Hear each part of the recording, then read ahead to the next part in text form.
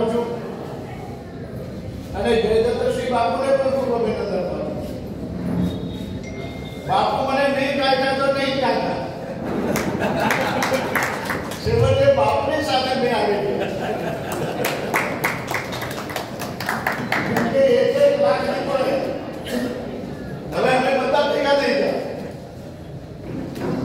અને 5 લાખનું ટાર્ગેટ જીતવાની ગણતરી છે. તો 5 લાખનો ટાર્ગેટ થઈ જશે. એટલે આ વખતે અમે જોડાઈ ગયા, બાલકૃષ્ણ ઢોલાલ જોડાઈ ગયા, શબ્દચરણ તરવી આવી ગયા, ધીરુભાઈ ભીલ આવી ગયા અને લગભગ મારી સાથેના મોટા ભાગના કેડેટો જોડાયા. મહેન્દ્રસિંહ છે, અરવિંદસિંહ છે, ભવરસિંહ છે, જગા કાકા છે.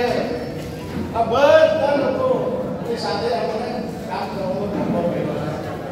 ત્યારે મને લાગે છે કે હવે 5 લાખની લીડ 100% આપણા વિસ્તારની અંદર મળે અને લોકસભાની અંદર આપણો